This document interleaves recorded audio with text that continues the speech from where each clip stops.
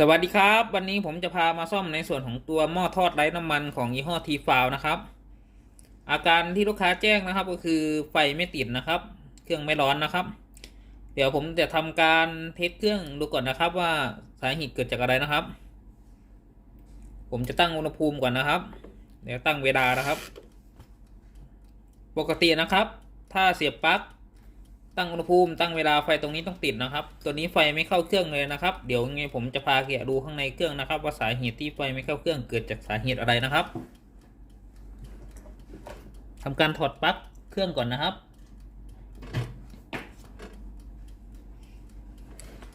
เวลาแกะในส่วนของตัวหม้อทอดนะครับจะมีคลิปล็อกแล้วครับตรงนี้นะครับจะมีคลิปล็อกตรงฝานะครับสายพลาสติกแบนๆนะครับในการแกะนะครับถ้าไม่มีก็สายในส่วนของตัวไขควงแบนนะครับสายผ้ารองกันเป็นรอยนะครับ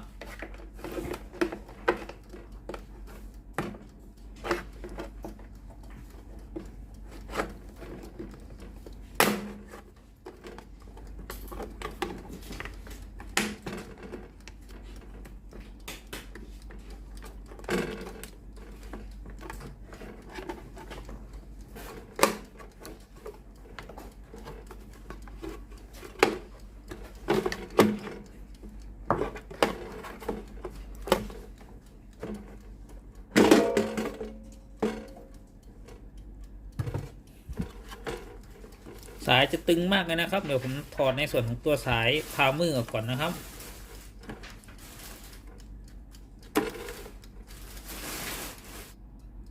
ถอดสายโทโมสตัตด้วยนะครับ2 เส้นนะครับ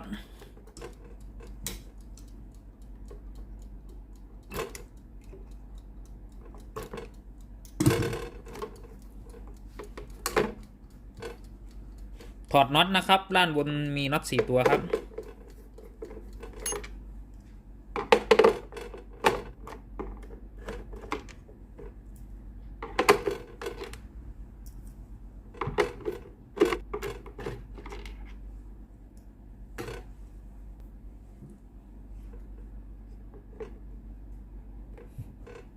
นำสายไฟแสดงผลออกจากวงจรนะครับอย่าลืมมาร์กไว้ด้วยนะครับ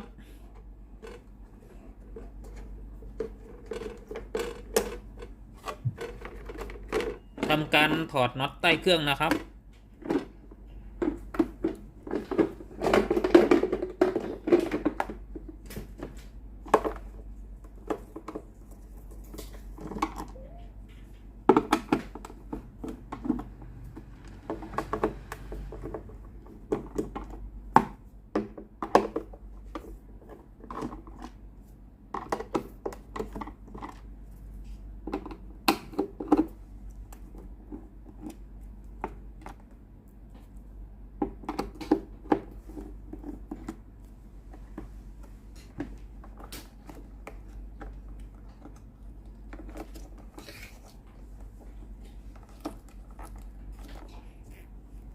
ถอดในส่วนของตัวล็อกสายไฟ AC ออกนะครับมีน็อต2 ตัวนะครับ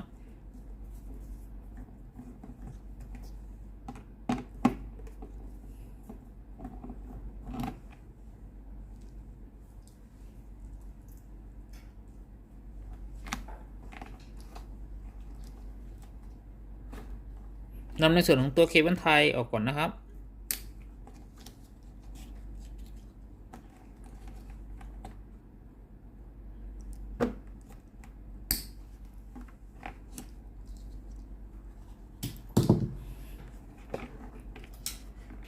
นำตัวล็อกสายออกก่อนนะครับ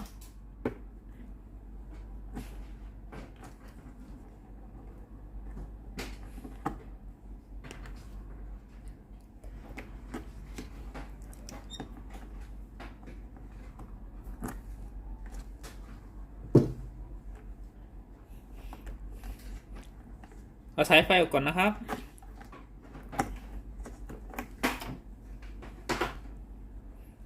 นำในส่วนของตัวโครงล่างออกนะครับนำในส่วนของตัวโครงบนออกจากวงจรนะครับ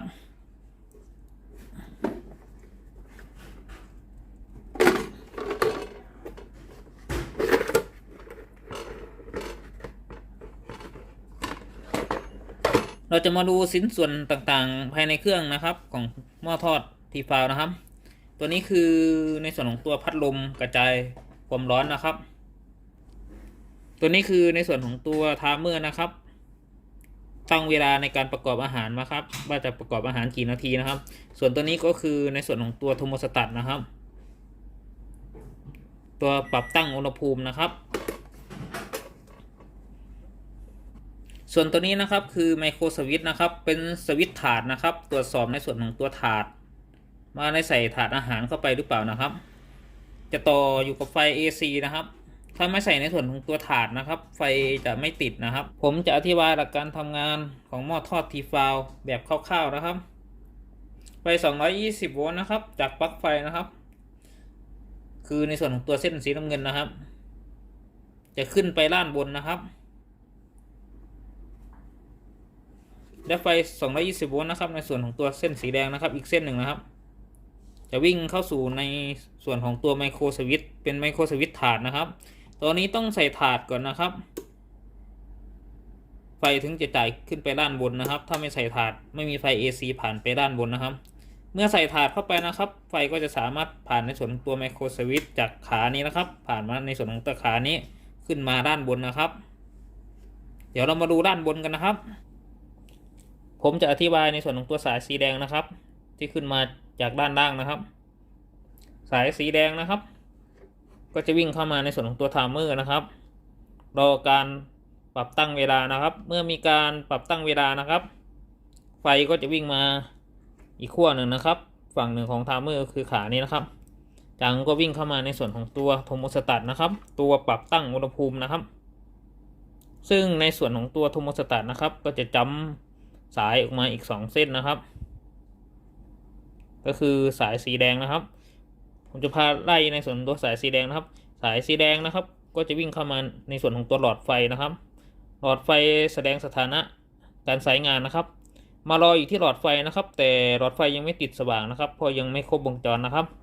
อีกส่วนหนึ่งนะครับสายสีน้ำเงินนะครับที่จำอยู่ด้วยกันนะครับก็จะวิ่งเข้ามาในส่วนของตัวมอเตอร์พัดลมนะครับก็คือในส่วนของตัวนี้นะครับพัดลมกระจายความร้อนนะครับรออยู่ที่ขามอเตอร์พัดลมกระจายความร้อนนะครับแต่ยังไม่ทำงานนะครับเพราะยังไม่ครบวงจรนะครับเมื่อมีการตั้งอุณหภูมินะครับที่ตัวตั้งอุณหภูมิด้านหน้าเครื่องนะครับไฟก็จะสามารถจ่ายมาอีกขั้วหนึ่งนะครับของตัวปรับตั้งเวลานะครับคือขานี้นะครับก็คือจะจำด้วยกันอยู่ที่สายสีดำนะครับแล้วก็สายสีแดงนะครับเดี๋ยวผมพาไล่ในส่วนของตัวสายสีดำก่อนนะครับสายสีดำก็จะวิ่งมารอในส่วนของตัวฮีเตอร์นะครับฮีเตอร์คือในส่วนของตัวขานี้นะครับรอการทำงานนะครับฮีเตอร์ยังไม่ร้อนนะครับและสายสีแดงนะครับก็จะวิ่งมาเข้าในส่วนของตัวหลอดไฟแสดงสถานะการทำงานนะครับแต่ยังไม่ติดสว่างนะครับเพราะยังไม่ครบวงจรนะครับรอการทำงานต่อไปนะครับผมจะอธิบายในส่วนของตัวสายสีน้ำเงินนะครับสายสีน้ำเงินที่ต่อมาจากด้านล่างเครื่องนะครับก็จะวิ่งเข้ามาในส่วนของตัวโทโมฟิลนะครับโทโมฟิลที่อยู่ในกระทะด้านในนะครับผ่านโทโมฟิล1 ตัวนะครับแล้วก็ออกมาสายเส้นนี้นะครับจะเข้ามาเลี้ยงในส่วนของตัวฮีเตอร์นะครับฮีเตอร์ก็คือขานี้ครับครบวงจรนะครับตัวฮีเตอร์จะต้องร้อนนะครับถ้าฮีเตอร์ไม่ร้อนก็แสดงว่าในส่วนของตัวฮีเตอร์ขาดนะครับแล้วก็จะมาจ้ำอยู่กับสายสีน้ำเงินอีก3 เส้นนะครับเดี๋ยวผมจะอธิบายในส่วนของตัวสายตัวนี้ก่อนนะครับสีน้ำเงินตัวนี้สายสีน้ำเงินตัวนี้ก็จะวิ่งมาเข้าในส่วนของตัวหลอดไฟนะครับหลอดไฟแสดงสถานะนะครับหลอดไฟจะต้องติดสว่างนะครับถ้าหลอดไฟไม่ติดสว่างก็แสดงว่าหลอดไฟขาดนะครับอีกสายนะครับสายสีเนี่ยนะครับสายสีน้ำเงินก็จะวิ่งเข้ามาในส่วนของตัวหลอดไฟนะครับหลอดไฟตัวนี้จะต้องติดสว่างด้วยนะครับก็คือหลอดไฟต้องติด2 ดวงเลยนะครับสายสีน้ำเงินอีกสายหนึ่งนะครับที่จำอยู่ด้วยกันนะครับก็จะวิ่งเข้ามาในส่วนของตัวพัดลมกระจายความร้อนนะครับคือพัดลมตัวนี้นะครับพัดลมตัวนี้จะต้องหมุนนะครับเมื่อมีไฟมาเลี้ยงนะครับคือครบวงจรเนี่ยนะครับถ้าพัดลมไม่หมุนก็คือในส่วนของตัวพัดลมเสียนะครับหลักการทำงานเบื้องต้นก็มีแค่นี้นะครับ ดี๋ยวผมจะพาตรวจซ่อมในส่วนของตัวอาการไฟไม่เข้านะครับว่าสาเหตุเกิดจากอะไรนะครับทำไมไฟถึงไม่เข้าเครื่องนะครับอันดับแรกเลยนะครับให้ตั้งมิเตอร์นะครับอยู่ที่คูณ1นะครับเดี๋ยวผมจะพาวัดในส่วนของตัวโทโมฟิลก่อนนะครับเพราะว่าโทโมฟิลน่าจะเป็นจุดอ่อนที่สุดเลยนะครับเท่าที่เราได้วงจรมานะครับผมจะจับในส่วนของตัวสายสีน้ำเงินนะครับด้านใต้เครื่องนะครับซึ่งในส่วนของตัวสายสีน้ำเงินนะครับก็จะวิ่งมาในส่วนของเส้นนี้นะครับแล้วก็เข้ามาในส่วนของตัวโทโมฟิลตามที่วงจรผมได้เบื้องต้นนะครับแล้วก็ออกมาในส่วนของตัวสายน้ำเงินเส้นนี้นะครับแล้วก็มาจ้ำกันอยู่ในส่วนของตัวฮีเตอร์นี้นะครับก็จะจับในส่วนของตัวขาฮีเตอร์เส้นหนึ่งนะครับจะทำการวัดนะครับปกติถ้าโทโมฟิลดีนะครับเข็มมิเตอร์จะต้องขึ้นนะครับตัวนี้โทโมฟิลน่าจะขาดออกจากวงจรเลยนะครับเข็มมิเตอร์ไม่ขึ้นเลยนะครับก็สาเหตุอาจจะเป็นในส่วนของตัวไฟบ้านตกบ่อยหรือกระชากหรืออาจจะความร้อนเกินก็อาจจะเป็นไปได้นะครับ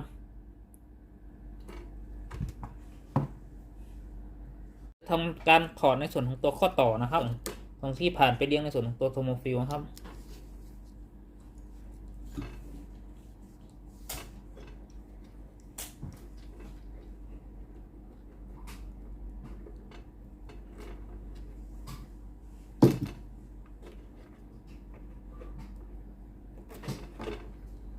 หลังจากที่ผมวัดเนี่ยนะครับในส่วนของตัวโทโมฟิลเสียนะครับก็คือวัดไม่มีความต้านทานเลยนะครับเดี๋ยวผมจะพาแกะเปลี่ยนในส่วนของตัวโทโมฟิลนะครับว่าวิธีการแกะเปลี่ยนในส่วนของตัวโทโมฟิลแกะชิ้นส่วนไหนบ้างนะครับทำการแกะในส่วนของตัวน็อตนะครับใต้เครื่องนะครับ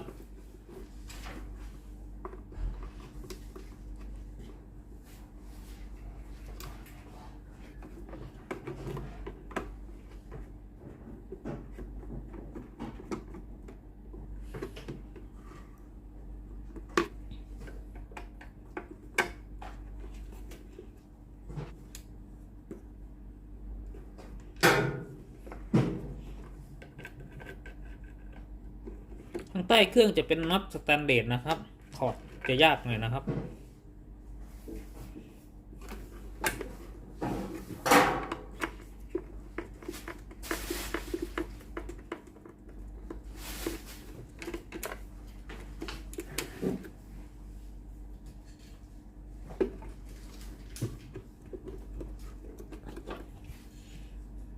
น็อตด้านหน้านะครับข้างล่างนะครับมี3ตัวนะครับ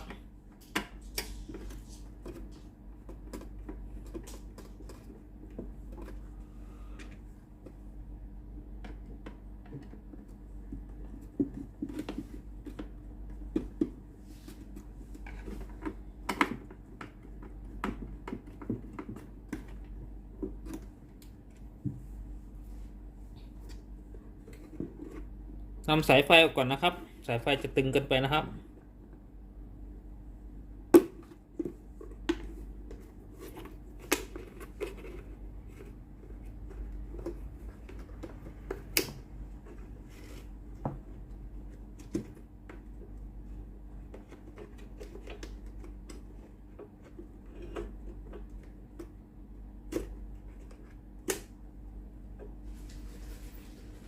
ทำการถอดน็อตออกจากฮีตเตอร์ก่อนนะครับ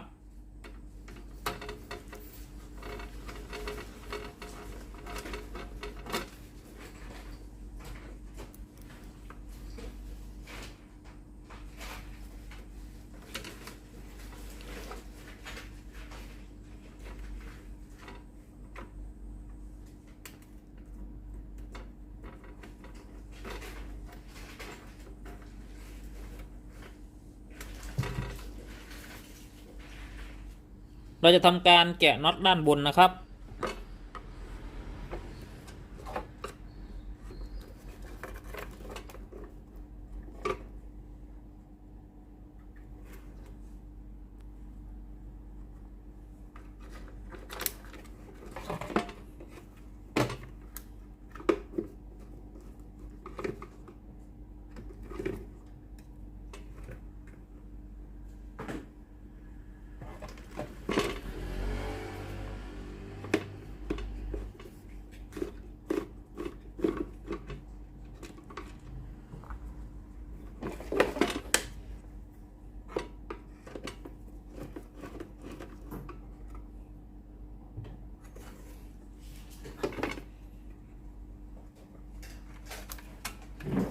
ทำการยกในส่วนตัวโครงออกนะครับ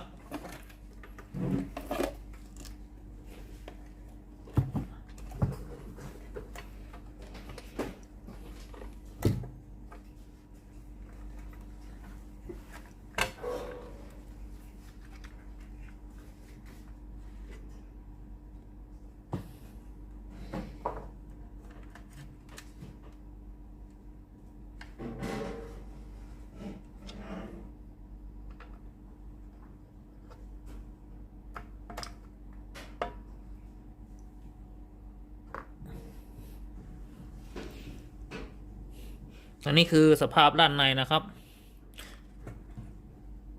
พวกคราบน้ำมันหมูคราบน้ำมันไก่อะไรเต็มเลยนะครับ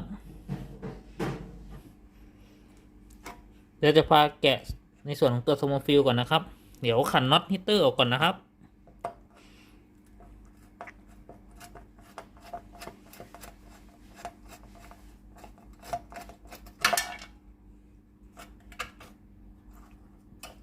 2 ตัวด้วยนะครับตรงนี้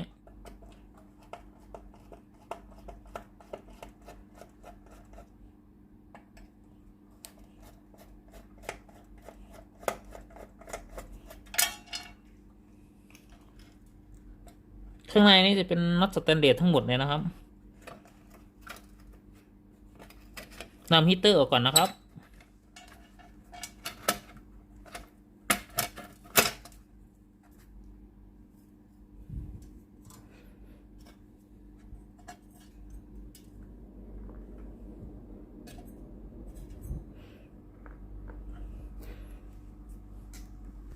แกะในส่วนของตัวใบพัดลมออกนะครับ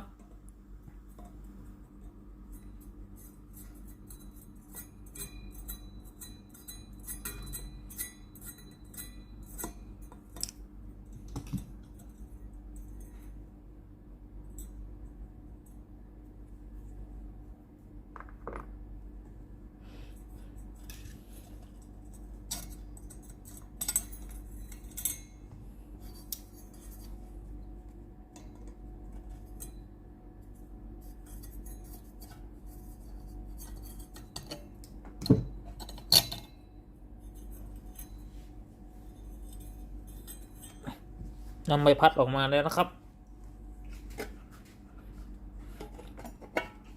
นำตัวครอบออกนะครับ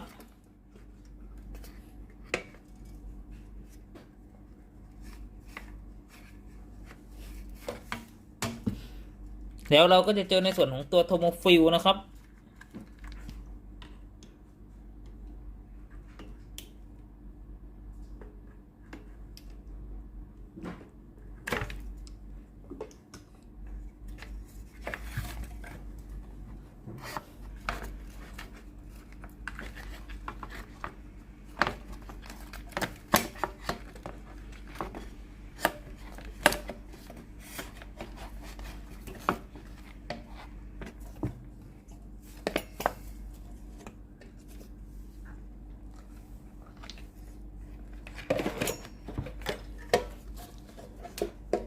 ตัวนี้คือตัวโทโมฟิลนะครับ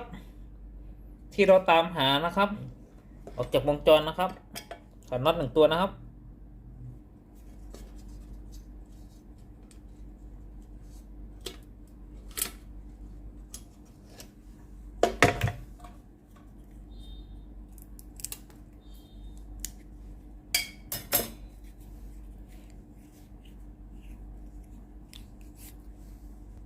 ตัวนี้คือตัวโทโมฟิลนะครับ172 องศานะครับ250 โวลต์นะครับ10 แอมป์นะครับหลังจากที่ผมถอดในส่วนของตัวโทโมฟิลออกจากวงจรเนี่ยนะครับเดี๋ยวผมจะพาวัดเทียบระหว่างโทโมฟิลตัวดีและโทโมฟิลตัวเสียนะครับให้ตั้งมิเตอร์นะครับอยู่ที่คูณ 1วัดความต้านทานนะครับตัวนี้คือโทโมฟิลตัวใหม่นะครับที่สั่งมาจากบริษัทนะครับเดี๋ยวทำการวัดความต้านทานนะครับ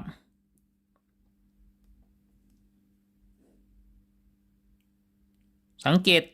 เข็มมิเตอร์นะครับถ้าฟิลดีเข็มมิเตอร์จะต้องขึ้นนะครับ แต่ถ้าเข็มมิเตอร์ไม่ขึ้นก็คือโทโมฟิลขาดนะครับตัวนี้ฟิลดีนะครับจะวัดในส่วนของตัวโทโมฟิลตัวที่เสียนะครับสังเกตเข็มมิเตอร์นะครับตัวนี้เข็มมิเตอร์ไม่ขึ้นนะครับก็คือในส่วนของตัวโทโมฟิลขาดเลยนะครับเดี๋ยวผมก็จะใส่ในส่วนของตัวโทโมฟิลตัวใหม่นะครับเข้าไปในวงจรนะครับในส่วนของตัวพวกโครงนะครับผมก็ทำการล้างไว้แล้วนะครับทำการใส่โทโมฟิลตัวใหม่นะครับเข้าไปในวงจร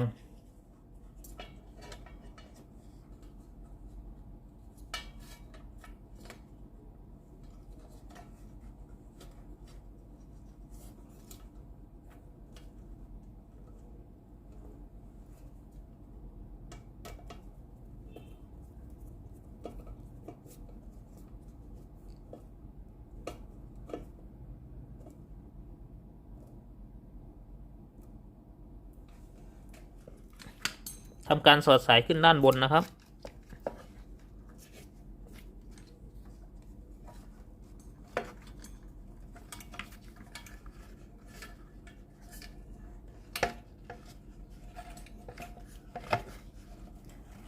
ตัวนี้คือในส่วนของตัวหางโทโมสตัตนะครับ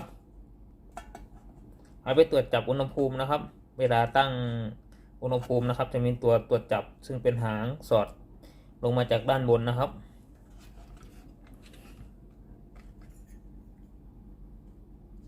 ใส่ในส่วนของตัวใบพัดลมนะครับ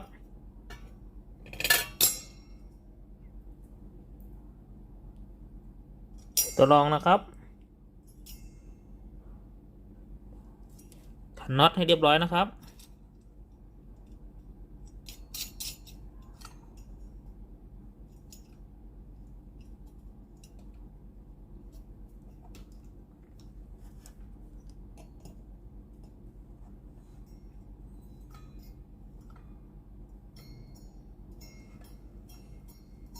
ทำการหมุนเพื่อเทสดูอีกรอบหนึ่งนะครับเดี๋ยวทำการต่อไฟรองที่ตัวใบพัดอีกรอบหนึ่งนะครับ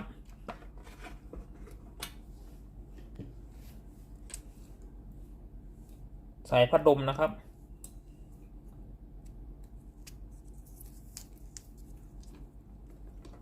สายพัดลมอีกข้างหนึ่งนะครับผมจะใช้ปลั๊กจากข้างนอกนะครับมาลองต่อดูก่อนนะครับเทสเพื่อฟังในส่วนตัวเสียงพัดลมนะครับว่าเราใส่เข้าไปแล้วมันมีเสียงดังหรือเปล่านะครับเพราะว่าตัวนี้มันแกะเยอะนะครับต้องเทสดูก่อนที่จะประกอบเข้าไปอีกรอบหนึ่งนะครับถ้าผ่านก็ค่อยประกอบต่อนะครับ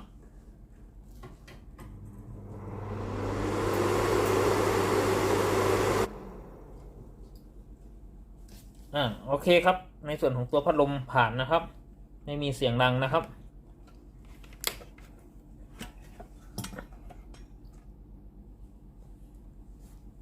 ทำการใส่ในส่วนของตัวฮีตเตอร์นะครับเข้าไปในวงจรนะครับ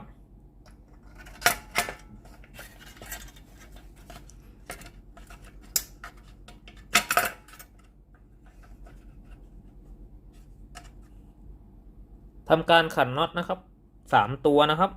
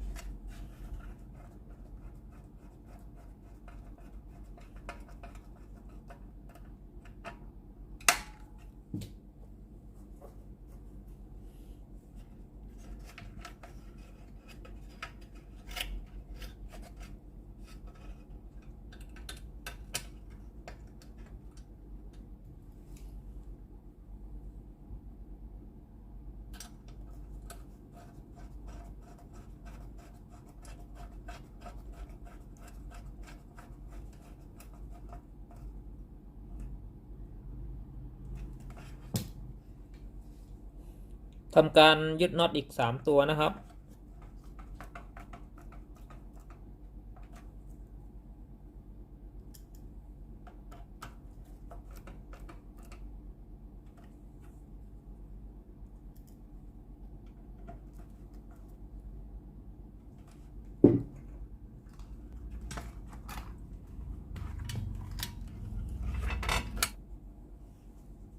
ทำการใส่สายสีน้ำเงินก่อนนะครับ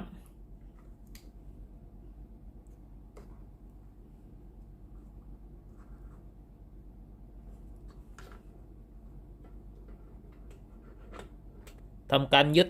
ติดไว้กับขาฮีเตอร์นะครับ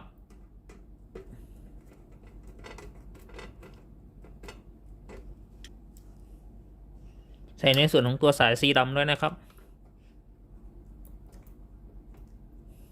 ยึดติดกับฮีเตอร์นะครับไฟมาเลี้ยงในส่วนของตัวฮีเตอร์นะครับ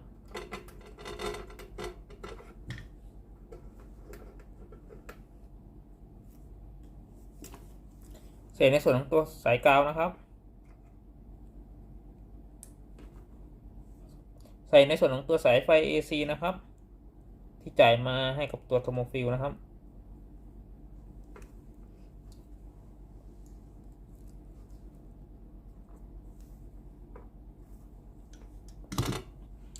ใส่ในส่วนของตัวสายกาวนะครับ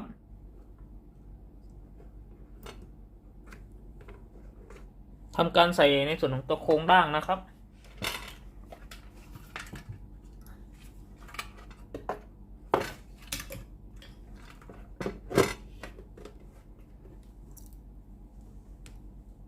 ทำการยึดในส่วนของตัวน็อตนะครับ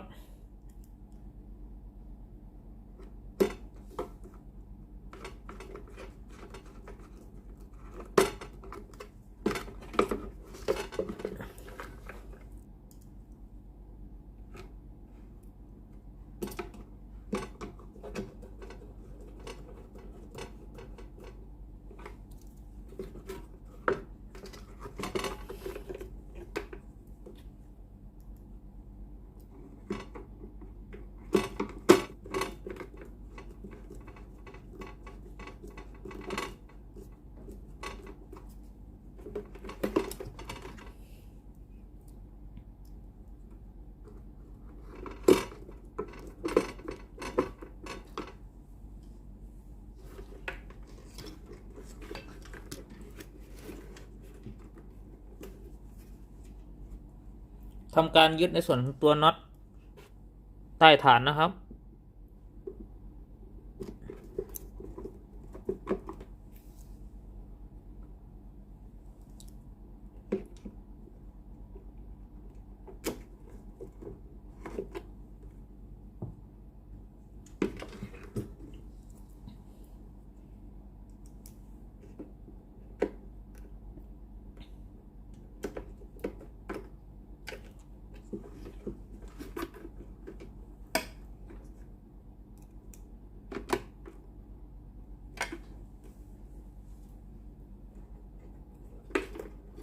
ทำการจัดในส่วนของตัวสายนะครับ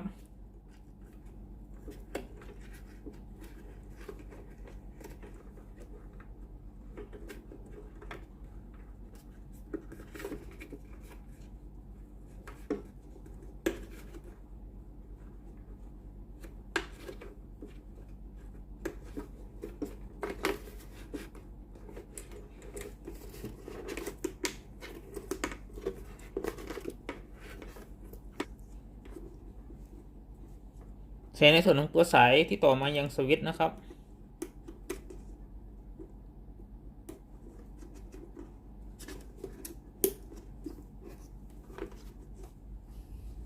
ใส่ในส่วนของตัวโครงท้ายนะครับทำการสอดสายขึ้นด้านบนนะครับ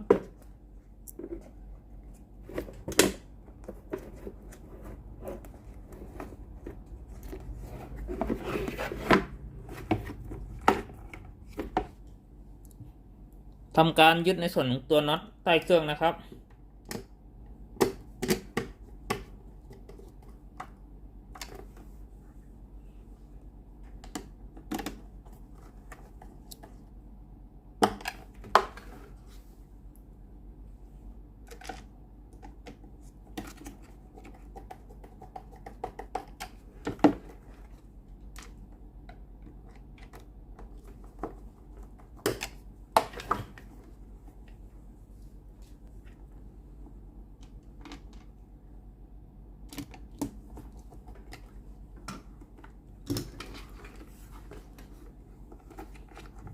นำสาย AC นะครับมาจำเข้าในส่วนของตัววงจรนะครับ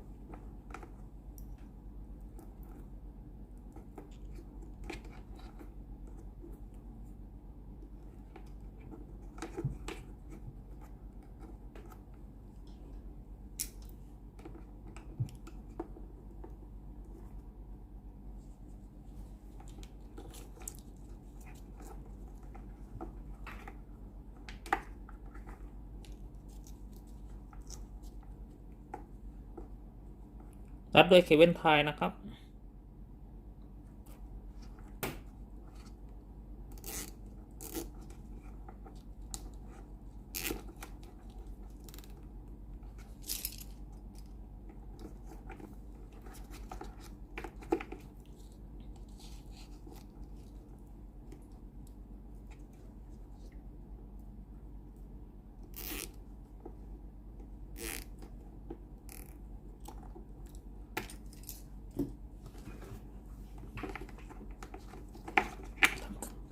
ทำการจัดสายให้เรียบร้อยนะครับ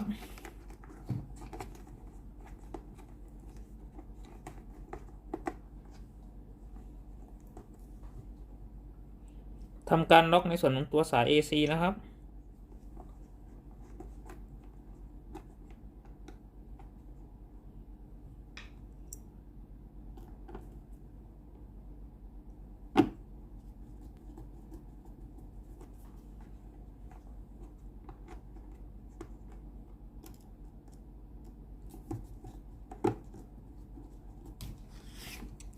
ใส่ในส่วนของตัวครอบสาย AC นะครับ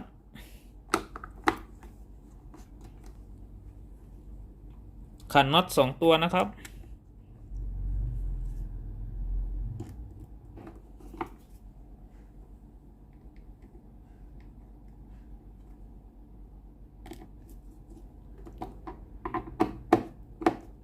ข้างล่างประกอบเสร็จแล้วนะครับเดี๋ยวไปประกอบด้านบนต่อนะครับ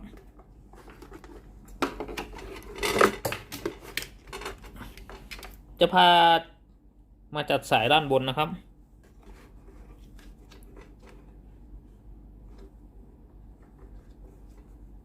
ทำการนัดในส่วนของตัวเคเบิลไทนะครับ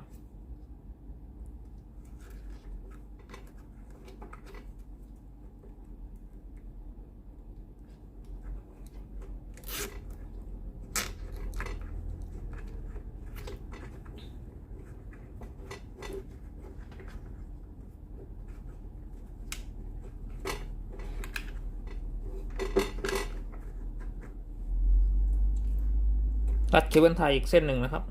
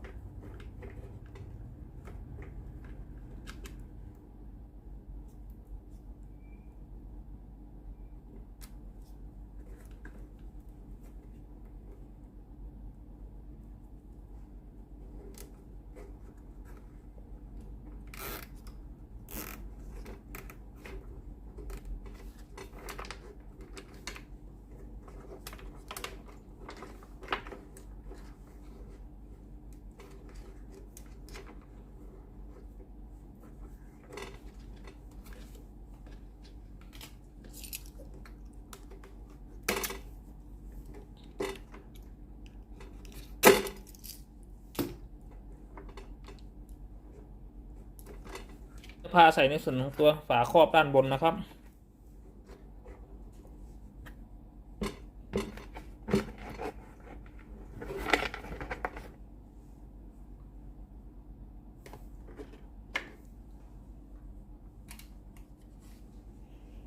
ทำการใส่ในส่วนของตัวโทโมสตัตนะครับ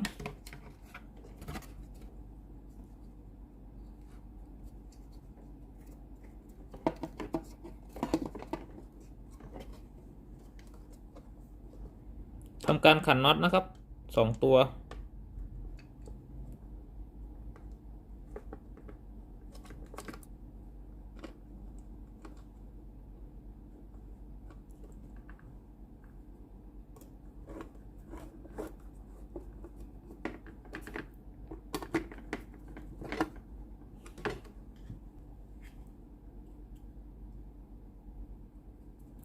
ใส่ตัวปรับนะครับ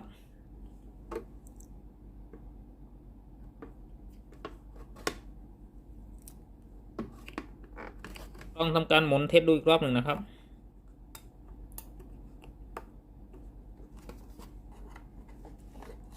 ทำการยึดน็อต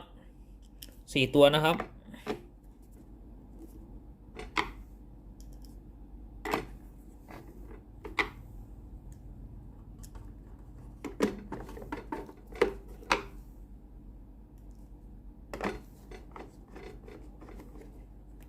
ใส่ในส่วนของตัวสายไทม์เมอร์นะครับ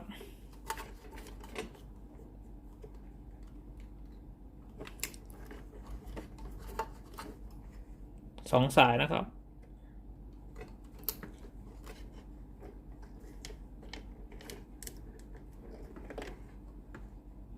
ใส่ในส่วนของตัวสายโทโมสตัตนะครับ2 สายนะครับ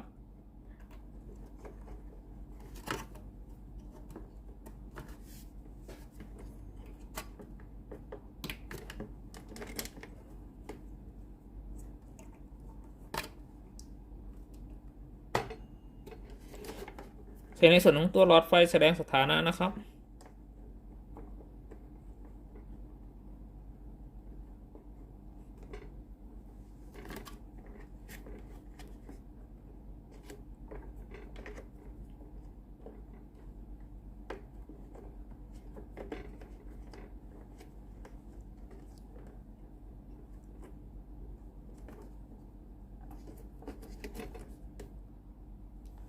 ใส่ในส่วนของตัวโครงบนนะครับ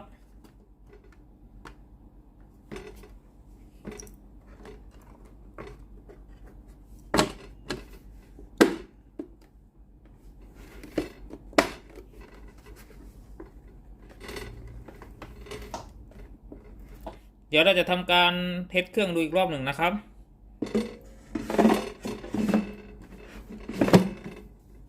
ทำการ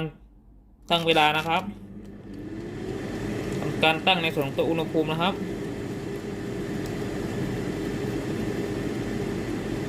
ตัวนี้ไฟติดปกติเลยนะครับเดี๋ยวลองเทสดูสักพักหนึ่งนะครับว่าร้อนหรือเปล่านะครับทำการดึงในส่วนของตัวถาดออกนะครับว่าร้อนหรือเปล่านะครับตัวนี้ร้อนปกตินะครับถ้าเราดึงในส่วนของตัวถาดออกนะครับไฟแสดงสถานะก็จะไม่ติดนะครับเพราะตัดการทำงานของไฟ AC นะครับมีสวิตช์ตัดการทำงานนะครับสรุปอาการเสียนะครับของหม้อทอดของยี่ห้อ Tefal นะครับอาการไฟไม่เข้าเครื่องนะครับเปิดเครื่องไม่ติดนะครับมีอะไรเสีย1ชิ้นนะครับก็คือในส่วนของตัวโทโมฟิลนะครับเสียในลักษณะขาดนะครับขอบคุณครับที่รับชมคลิปวิดีโอครับขอบคุณมากๆครับฝากกดไลค์กดแชร์กดติดตามให้ด้วยนะครับขอบคุณมากๆครับสวัสดีครับผม